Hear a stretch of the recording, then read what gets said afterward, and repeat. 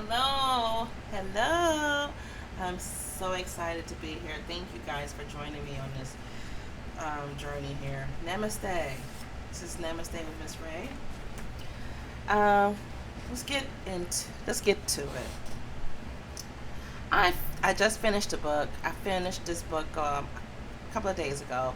Mary Trump. Um, Too much and never enough. And I compared Trump family with the Adams family. And I'm gonna tell you the truth. I'd rather live with the Adams family. I would pack my bags. I mean, seriously, I would pack my bags if I lived in Trump's family ASAP. This family is very disturbed. Is I mean, um, we all have it. We all have something about our family. But man, after reading this book, you're gonna appreciate your dysfunction in your family. I do mean that. I'm gonna just gonna give you a good summary of how Fred Trump Sr. was. I mean, he was a horrible man. I mean, you could not find good in this man at all. He was just a horrible man. He was just like that, but we don't know how his father treated him. We just know his father, Fred Sr. father, who died from the Spanish flu. It's not a coincidence. His great grandson is the president, and he's fumbled the ball on the coronavirus, and people are dying because the same thing happened back in 1918. Okay. Fred Trump tried to. Now the older son name is Fred. We're gonna name him Freddie because he was named after his father. We're gonna name him Freddie. He was trying to groom his son to be this killer, but it was unfortunate for Freddie because Fred Trump had ambitions while he was growing up. You know, he wanted to be a builder, he wanted to be a developer, and he made that happen. No one stopped him. Um, no one. You know, he became a builder. You know, he was discouraged. His mom pushed him to do what he wanted to do and what he dreamt to do. All right, that was his dream. But Freddie, he did not. Fred Trump did not allow any of his kids to have any ambition, or or allowed to hear what they wanted to do. It was irrelevant. These people were like objects to him that he manipulated and controlled with money. With money. Now, Fred Trump did not go to college. He was just he just was this man who maybe graduated from high school, and just he was on his grind. He came to America. He's German.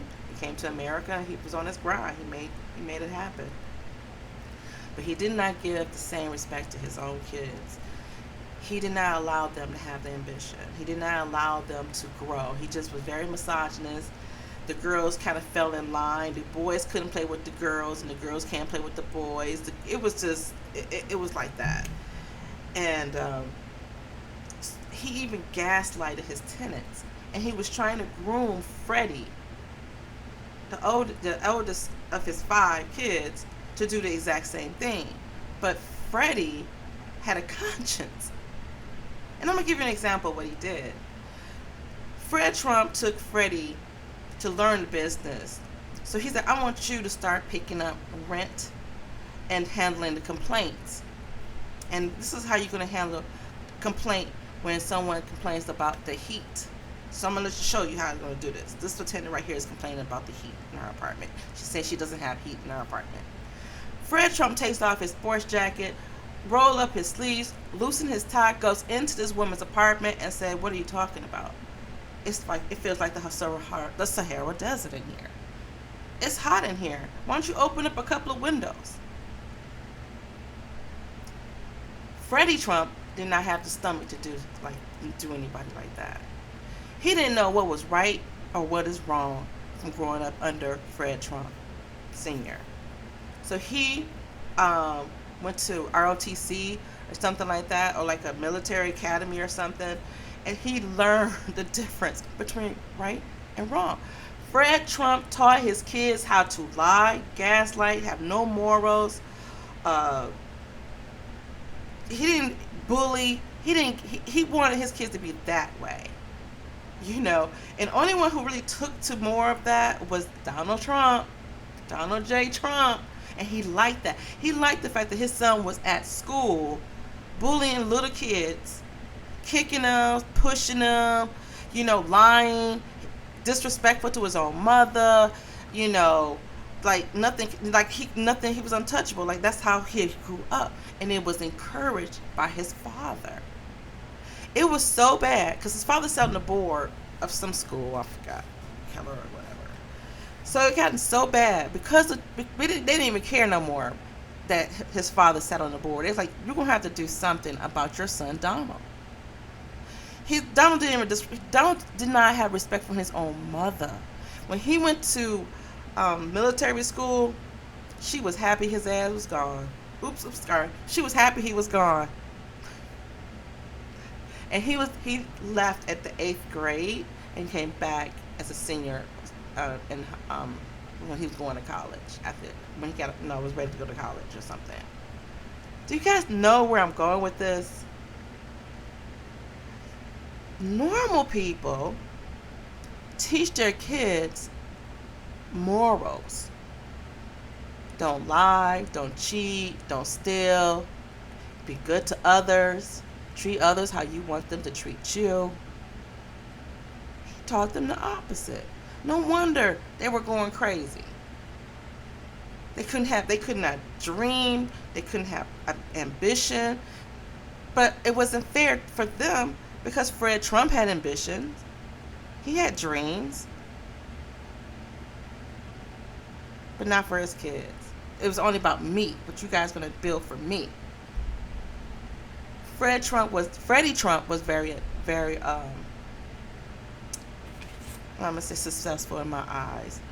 He just allowed his father get the best of him, and once his father felt that he was no more use to him, he killed that man. He killed that man. The way he treated that son, like he wanted him to die. He really did. He really treated his son like, it's sad. It's really sad. And then Donald just helped, you know. When you look at the Addams family, I know it's a fictional family, but they lived in Halloween every day.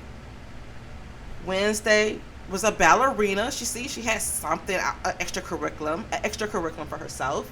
She loved spiders. She was very macabre, you know what I mean. She was fascinated with death because she always tried to kill her brother Pugsley, and he was always like, okay, try to kill me today. But they played together. You could tell they loved each other, you know. And looking at Morticia and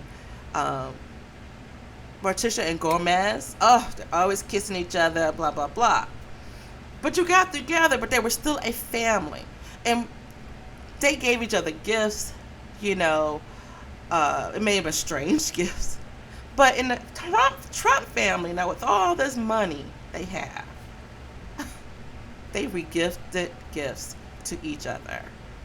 It was one gift Mary Trump had said, I think she received a pack of underwear, and her brother received this leather notebook planner with dates and everything in it. And she was kind of envy at first because I get a pack of underwear and you get a notebook, a leather notebook binders that it was fitted for an adult, not for a kid. But then when she realized it was 3 years old. So, yeah. And Ivana Trump regifted a gift that I guess she gave her a used handbag. She gave her mother a used handbag with used tissue inside the bag. Like someone blew their nose and put the tissue back in the bag. She didn't even clean the bag out. So, yeah. Yeah. And then one thing that was weird. One of the sisters, Elizabeth. Now, Mary is a graduate from college and everything now. And I think this is when her grandfather, was pretty much on his deathbed. Let's put it that way. So Elizabeth Trump comes towards her with a box, and it was unusual because they never give out gifts unless it was Christmas. And the box was something it was a Timex watch, and Elizabeth told Mary, "This is yours. I took it when you were a kid because I thought this was too much of a nice gift for you." And she gave her back a watch that she was gifted like 10 years when she was like 10 years old. Okay. So, I'm just going to end there and you tell me what you think. You can hit the subscribe button. This is my first pod. There will be more. Thank you guys. Be nice.